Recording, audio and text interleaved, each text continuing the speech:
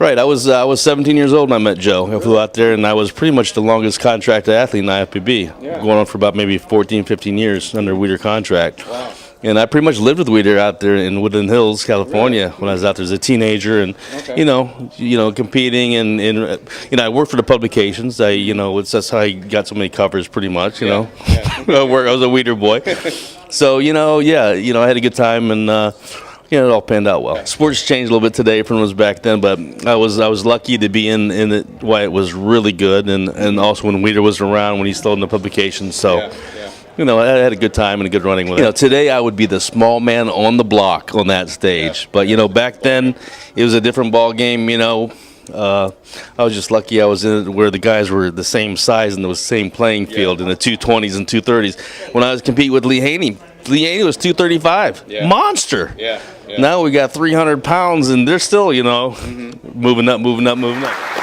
Unless we change the judging procedure, and unless we do something about where they stop just using guys with the thickest neck and the biggest muscle, but not look as pleasing. Because look at the old days. And I see the Lee Labradas, and I see the Barry DeMays, and even the Bob Parrish. That was work of art. A guy can stand on stage and do this, and it was like achievable beauty. Today, it's hard to see that beauty it had back in the day. And it's not the athlete's fault. It's the judging fault. When Steve Reeves won, and you saw him on the beach, you say to yourself, I would love to have this guy's body. Wow, look at how beautiful this man looks. But that's not what you can say about those guys the day they win those competitions. And so what I'm trying to tell the judges is that you got to go and consider, look at everything. Like, for instance, so many of those guys have their stomachs sticking out. They talk about that all the time, Eddie. They say, the 80s and 90s were the better physiques. What do you feel? Do you think those were better physiques than the physiques today? Well, I'll tell you what. When I competed, if your gut hung over your bikini, you didn't place. Nowadays, you don't place now unless your gut hangs over your bikini. Enough said. I ain't going to go any further than that. What are we talking about here? I mean, it used to be that you should have a V-shaped body. Now, I don't know, it's like kind of like a bottle-shaped body or something like that. But it's not. It's a kind of. It's a weird thing that is happening on stage that no one can pull in their stomach anymore for a long period of time and stand on stage with a vacuum and pulled in stomach, shoulders out, and to look athletic. And today, I hate to say it, it's like a circus act anymore. It's like the biggest, freakiest dude on stage, Let's go see that.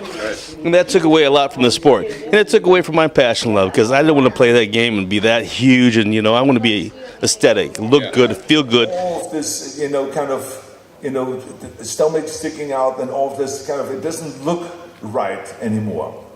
And so we have to just make sure that we are rewarding the right guys, because if you reward the right guys, then everyone will start training to have a beautiful body again. Even today, people talk about your physique like you were still one of the best, regardless of how many titles you might have won or not won, I think people still regard you as one of the best physiques ever. I appreciate that, but I tell you what, today, at my best, I don't even think I can make the top 10 in that lineup. They're of the 300 pounds, and I was like 225, but my peak to 230. Wow. So I was lucky to retire when I did. I was lucky to have all the good contracts with Joe enabled for me to retire and just do what I want to do now, which is I was very blessed, and I thank God I was very lucky. Very lucky that we wish you the best of luck. Thank you. I appreciate it. All right. So we have given the award yesterday, the Lifetime Achievement Award to Jim Mannion. But that does not mean that we cannot disagree with him. Because he is in charge of judging. He is in charge of picking the judges. And we have to talk to him, and your magazines, and also on the internet and every other means there is, call out on him and call out on those judges. It's not the athlete's fault. It's the judging fault. Because that's how you create change. Is by calling out and getting involved and saying this is unacceptable, the way bodybuilding is going.